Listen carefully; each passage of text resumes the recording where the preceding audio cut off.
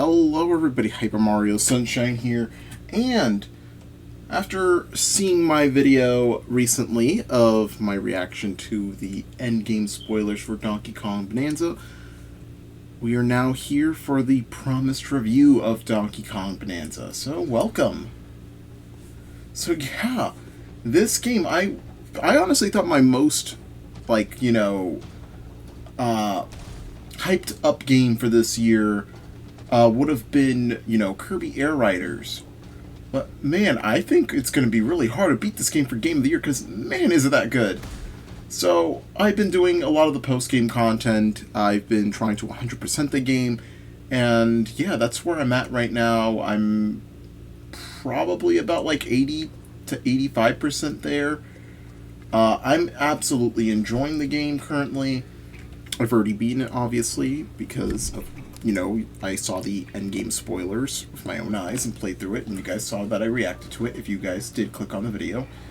But, yeah, this will contain spoilers. I mean, the game's almost been out for 2 weeks, so we should get to, an area where spoilers are going to start, being more talked about freely. But anyways, I am giving a little bit of a fair warning if you haven't seen anything yet. But yeah, Donkey Kong Bananza is absolutely amazing. I've been having a blast since release. I think I haven't really played any other game on my Switch 2, and not even doing my Xenoblade Let's Play because of this game. Let's just take it from the top. I think we're going to have to start easily with the visuals. Man, is this one of the most prettiest games, in any platform I've ever seen. I think it, honestly, with how vibrant and, beautiful everything is, from Donkey Kong's fur to the detailing of the water to, show how his, clothes and, his fur gets wet. And Pauline's clothes also get wet as well. But, yeah, the detailing, every little particle from what you grab and throw is absolutely amazing. I do love the, just the design and, the effects of everything. It's just, one of the best-looking games yet on the Switch 2. And trust me, there's probably going to be way more coming, so. And, yeah, aside from the graphics, I gotta say, we're going to talk about next the gameplay, and it is addicting. From the way Donkey Kong controls, I think we'll go over here. Let's go to freezer level, why not? The way Donkey Kong controls is very fluid, very smooth, but also very, I just love any sort of, his movement-based options that make him go incredibly fast. I've heard the game is already pretty crazy speedrun-wise. I have seen a few skips myself, and I do want to try speedrunning it. I'm really excited to see that out, but yeah, just look at this movement here. You got, your standard roll with the ZL button. You could configure your controls, which is really good for people who prefer controls a certain way. Yeah, it does take a little bit used to jumping with the A button, since a lot of people are used to the B button, but I digress. I think I got pretty used to it pretty quickly. Maybe just look at that. You could cancel, you could punch while rolling. So you do a kind of cartwheel of sorts, which does a crazy quick amount of damage to any enemy, especially if you're in your Bananza form, or any of your Bananza forms in that particular way. But yeah, you also have a spin jump, which you unlock.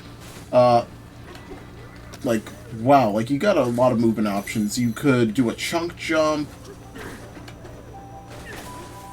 You could do a spin chunk jump, you could instantly turn around to do a spin to keep all your momentum.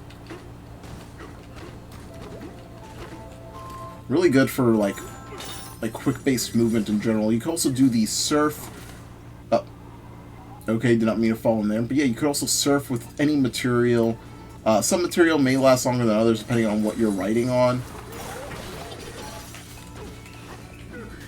You could throw items as well. I just love how this game controls. It's just so fun to just throw stuff at enemies, or to just punch at the ground into oblivion. It just makes you feel so powerful. I think, whoa. This game really does make you feel like you're playing as Donkey Kong, which, honestly, we haven't really felt like that in quite a while. I think the last Donkey Kong game to really make us feel powerful when we're playing it was Donkey Kong Jungle Beat. Because every other Donkey Kong game doesn't necessarily make you feel powerful, in a sense. I think there's one video that said it best, that how Donkey Kong should make you feel when you play as Donkey Kong. I might link it down below. I don't recall who the YouTuber is, and I don't want to, like, you know, butcher it or say the wrong YouTuber's name. But, yeah, I think they summed it up pretty well, and I think this game really does an amazing job of making Donkey Kong feel strong. Like, it feels so satisfying just punching everything in sight, from enemies to the terrain. I also really like the different kinds of terrains. It makes each world feel very vibrant and unique towards each other. Also, the skill tree as well is probably one of my favorite things. If you would take a look here. Yeah, this is one of the most interesting things. I think this honestly played the skill tree off way better than Sonic Frontiers, which is another 3D platformer that has tried it. I think this one did it way better, especially with the different Bananza forms that you obtain throughout your journey. And, like, just how each terrain interacts with each other, so you're not necessarily just throwing stuff. You could have different terrain interact with each other in different ways, like how ice and fire react to each other. Or having certain other ones, like we see later on, there'll be, like, certain things that might stand on a fryer, for instance. Yeah, there's an entire food-based level, which is probably one of my favorite worlds already. But yeah, aside from the more the level design in a way, which I think is really great. I think some of the open worldness really helps out, because you could go and take on any challenge in any order you like without really having to, like, you know, like, worry too much, like, you know, yeah. Like, and also a lot of the enemy variety is really cool as well. A lot of, like, just, you know, going underground, you get some, like, fossilized creatures. I just really enjoy it, like how, like, the further deeper you go, there's, like, more and more strangeness. I think sometimes it honestly feels ominous as well, because, like, sometimes the music just feels like, it feels, like, somber to the point where it's, like, kind of creepy in a sense. Like, you know, there's just so much, stuff going on. We're kind of, like, you know, it just has, like, a big sense of dread in some cases. And man, the soundtrack is really good too. You have some really upbeat tracks, like each Bananza form does an amazing job at it. Like, I think if I had to personally rank them, I think Elephant and Kong Bananza are kind of, like, tied between each other. I think then I would say Snake. Then I would say Zebra, and then lastly I would say Ostrich, in terms of how they are, in terms of how I like listening to them. But yeah, music is great, the gameplay is super addicting and fun. Anything else that we need to talk about? Oh yeah, the story. Yeah, I know a lot of people are, like, still very much confused about the Mario timeline now, and honestly, I think I might be in either a very loud majority, or not a very quiet majority, or a somewhat loud minority, because I don't know the full story about this, but or the full perspective. But I think as long as, like, the gameplay and, like, the story are still fun, even if it's simple or, like, you know, not, you know, a super solid continuity, I think Mario games are just amazing that way. I think this game does it well. It still told its themes and story really well, and its simplicity, while, you know, some people may feel like Mario should start becoming more serious, or the entire Mario series as a whole should have, you know, more serious story, like Super Paper Mario, for instance, I think the simplistic story really works here well, without going too hard on, or trying too hard on something a little bit different. Like, it's perfectly fine to have a simple, but still, you know, have some deep, necessary themes to go along with it. But yeah, speaking of the story, basically, we get some cool villains. I think, honestly, we get introduced to probably some of the best like introductory villains in a very long time in a mainline Mario series. I know a lot of people don't really remember too much of the Brutals from Odyssey, and a lot of people are getting tired of the Koopalings. I think Voidco did an amazing job being these introductory villains to the story. And yeah, Void Kong, he has an amazing personality. So does Grumpy Kong and Poppy Kong, who I both adore a lot. And they both have their own redemption arcs throughout the story. So yeah, they basically leave Voidco after losing to you, and they also gain your as you beat them. They also give you a lot of respect. Like you've gained their respect, and I think that's absolutely amazing. I think that they really stood out, especially since there's only three of them. You kind of get a more well developed, and like they don't get cramp each other up if there's like more than just one. So yeah, I think that's a really good plus that this game did from Odyssey, because I only really remember like the Topper guy and Harriet. I don't remember. Oh, and Spewer, I guess. I think his name like Spew something. I don't remember his name. I only really remember Harriet and the Topper guy a lot, but yeah, it's really hard to like know their names, especially because they're not really relevant to the part. I guess Madame Brutal as well, but yeah, this game really did a great job with its villains, and especially its twist villain. Again, spoilers, but 3, 2, 1. King K. Rool makes his grand return, kind of like just out of nowhere. I think it honestly can't be any better. I think with all the theorizing and whatnot that were crazy, and like people were like, that can't work, or like, it's not happening. K. Rool ain't coming back, but guess what? He did. And I think him being the surprise twist villain who steals the show at the end makes a lot of sense. I think in a meta sort of way, like he just comes out of nowhere. I feel like you can't really have him just be like this force that's like, mind controlled or anything. But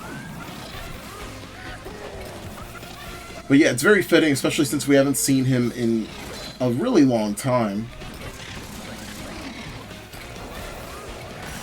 But yeah, him being the villain, and he just feels like, I know a lot of people are like, K. Rool's too goofy, he doesn't really feel threatening in a sense, but honestly, I think they did oh wow, I can't believe I failed that miserably, I didn't even see that.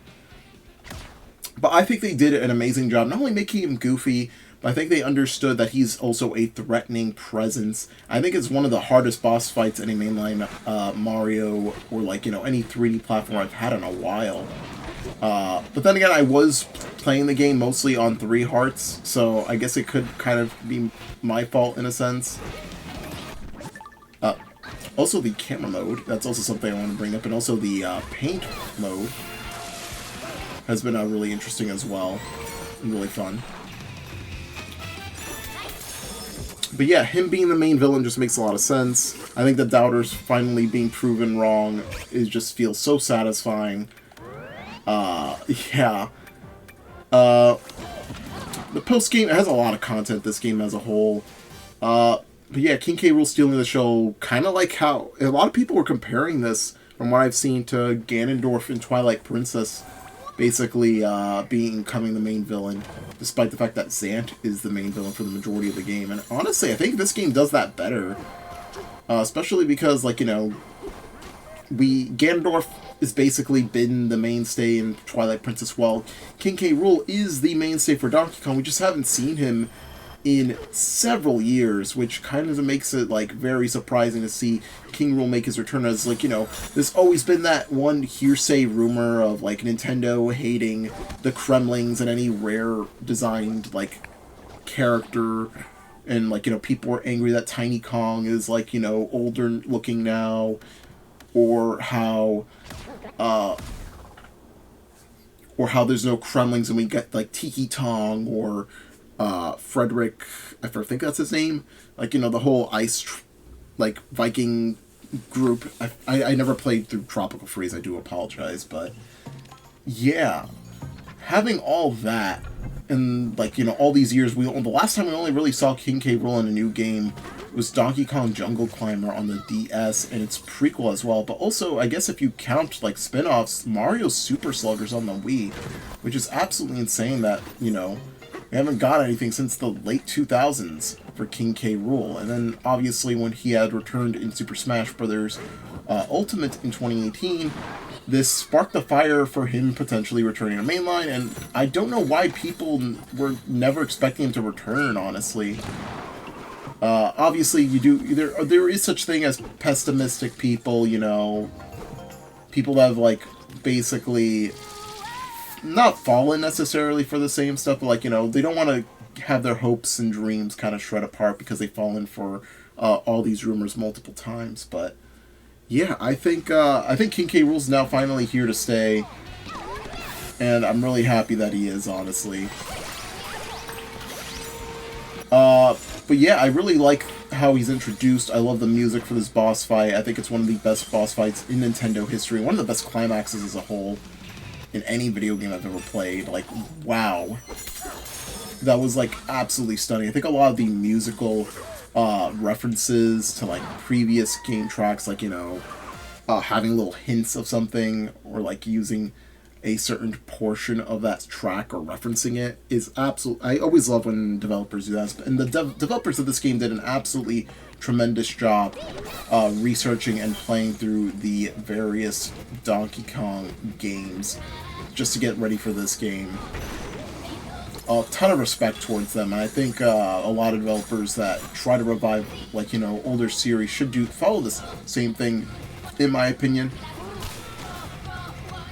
But yeah, the game's really fun overall. The music is absolutely a blast to listen to. The graphics are absolutely breathtaking. The story is simplistic but very fun and enjoyable. It made me a little bit emotional as well.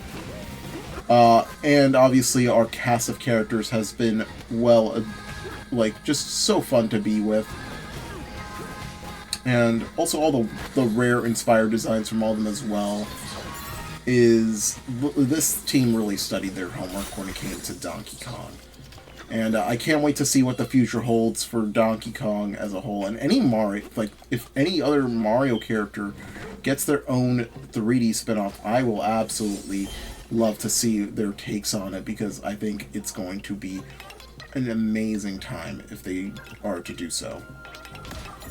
But yeah, I think Donkey Kong Bananza is my current game of the year, and I'm going to rate it a 10 out of 10.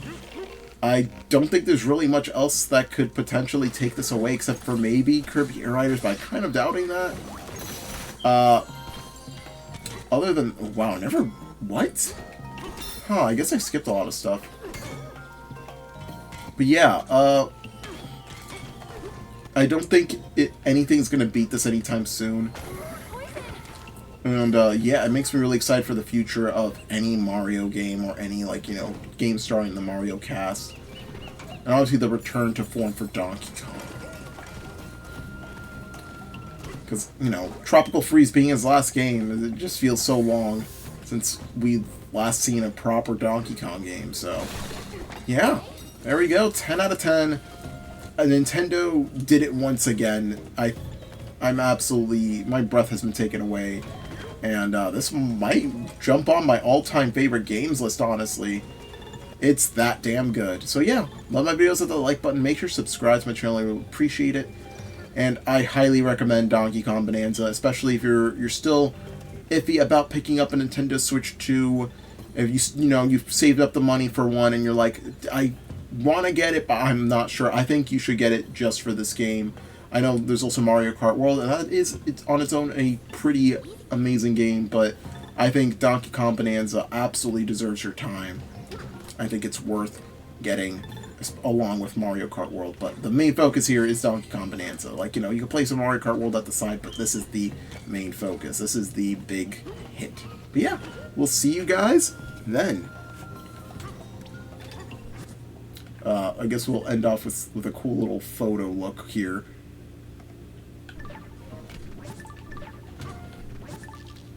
Like, yeah, just look at that. Oh my god, like, that looks so cool. The green background with, like, the poison in the back. Yeah. we'll see you guys then.